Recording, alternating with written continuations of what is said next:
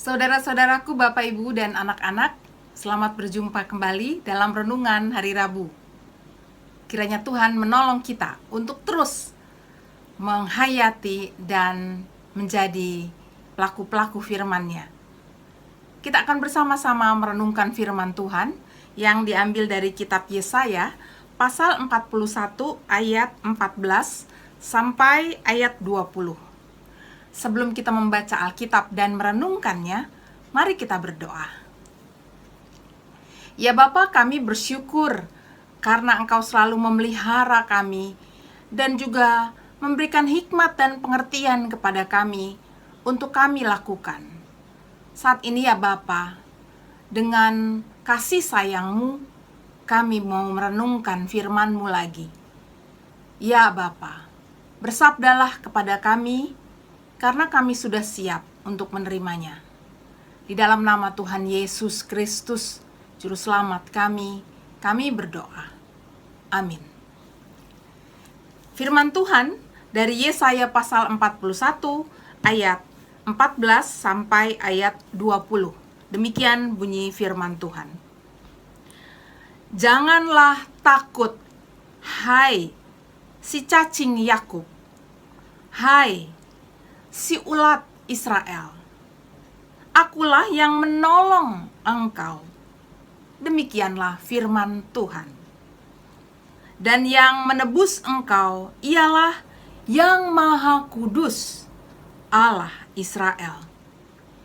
Sesungguhnya aku membuat engkau menjadi papan pengirik, yang tajam dan baru, dengan gigi 2 jajar. Engkau akan mengirik gunung-gunung dan menghancurkannya. Dan bukit-bukit pun akan kau buat seperti sekam. Engkau akan menampi mereka, lalu angin akan menerbangkan mereka, dan badai akan menyerakkan mereka. Tetapi engkau ini akan bersorak-sorak di dalam Tuhan, dan bermegah di dalam yang Maha Kudus, Allah Israel. Orang-orang sengsara dan orang-orang miskin sedang mencari air, tetapi tidak ada, lidah mereka kering kehausan. Tetapi aku, Tuhan, akan menjawab mereka. Dan sebagai Allah orang Israel, aku tidak akan meninggalkan mereka. Aku akan membuat sungai-sungai memancar di atas bukit-bukit yang gundul, dan membuat mata air membual di tengah daratan. Aku akan membuat padang gurun menjadi telaga, dan memancarkan air di tanah kering.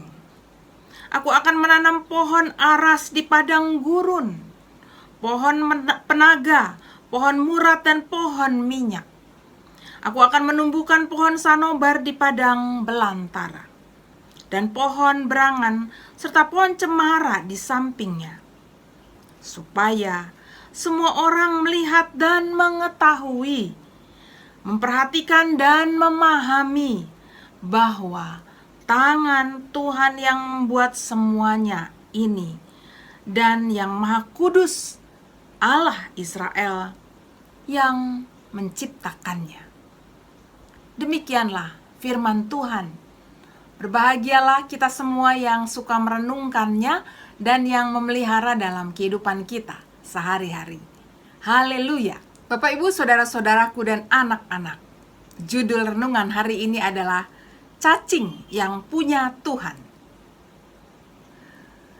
Semakin tingginya penyebaran virus COVID-19, tentu semakin meresahkan kita akhir-akhir ini.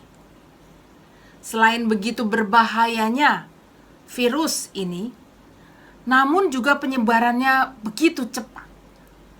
Bahaya dan percepatannya juga dipermudah oleh karena banyak orang yang tidak cukup mendukung usaha pencegahan yang dianjurkan oleh pemerintah agar tetap memakai masker, rajin mencuci tangan, menjaga jarak, dan menjauhi kerumunan.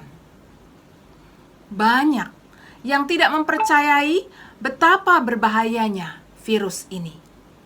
Mereka berpikir seolah virus ini tidak akan dapat menghancurkan dirinya. Mungkin itu benar jika mereka adalah orang muda dan non-komorbid. Tapi bagaimana jika itu mereka tularkan kepada yang sudah berusia lanjut dan komorbid?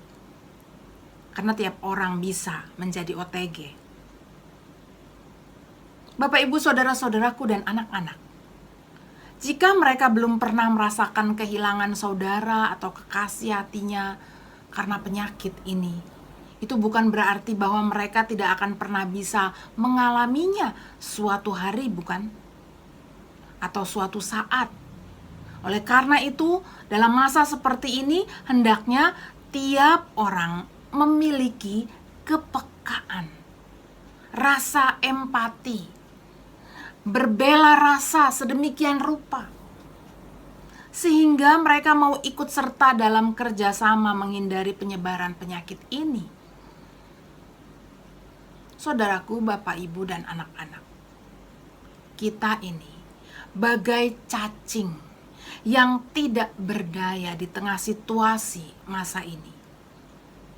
Cacing-cacing yang tidak dapat mengandalkan kekuatannya sendiri.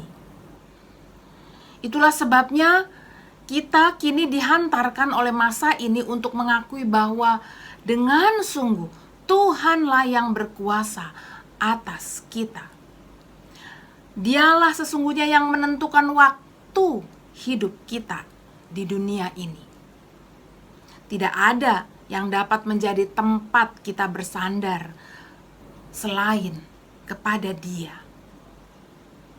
Dalam keadaan seperti ini, saudara-saudaraku, jangan angkuh. Jauhkan diri dari hanya mengandalkan kekuatan sendiri atau kekayaan sendiri. Karena itu tidak berharga. Bukankah kekuatan dan kekayaan juga berasal dari Tuhan? Tuhan hanya memperhatikan mereka yang miskin, yang tahu bahwa ia berusaha atau usahanya dan kemampuannya tidak akan pernah cukup. Namun bersamaan dengan itu, dalam ketidakberdayaan ia juga mengandalkan Tuhan yang berkuasa atas kehidupannya. Masa lalu Tuhan sudah berkuasa. Masa ini Tuhan sudah berkuasa. Dan juga masa yang akan datang. Tuhanlah sang penguasanya.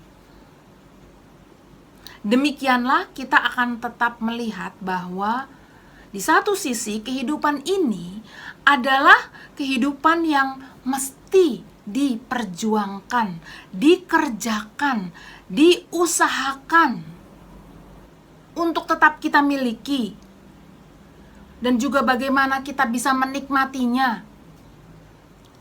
Tetapi saudaraku, Bapak, Ibu, dan anak-anak, bersamaan dengan itu pula, ketika kehidupan ini dipandang sebagai milik Tuhan, maka kehidupan ini diserahkan dalam tangan kebesaran dan kuasanya.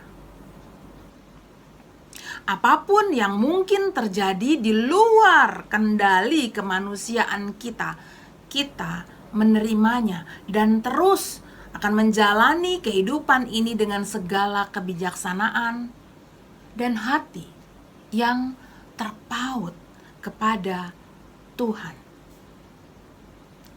Nah, dalam kerangka berpikir ini kita ada dalam penyerahan diri dalam hidup kita kepada Tuhan, tetapi juga berjuang dan mengusahakan yang terbaik demi Tuhan. Mungkin saja apa yang kita usahakan dalam hati yang tertuju kepada Tuhan dapat menjadi mata air yang kelak akan berbuah di tengah padang gurun yang gersang. Atau bagai biji yang kita tanam yang dapat menjadi bakal tumbuhnya pepohonan hijau dan besar di padang gurun gersang. Semua ini dapat terjadi selama segala usaha dan hati kita arahkan kepada Dia. Inilah mengapa kita tidak akan jemu-jemunya mengenakan masker, cuci tangan, dan menjaga jarak walau kondisi memburuk. Juga tetap berharap bahwa penyebaran vaksin akan memperbaiki dunia ini. Kita akan tetap mengasihi di tengah pembenci, tetap berlaku benar dan baik di tengah mereka yang berniat melakukan yang jahat, tetap menjadi pengertian karena kita sama-sama lemah di hadapan Dia. Respek pada perbedaan, karena demikianlah Tuhan menciptakan kita berbeda-beda.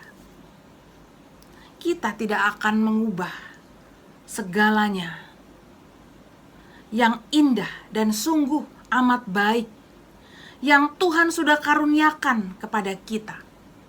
Kita akan tetap perjuangkan itu. Kita tidak akan mengubahnya. Mengubah yang sudah indah dan sungguh amat baik itu.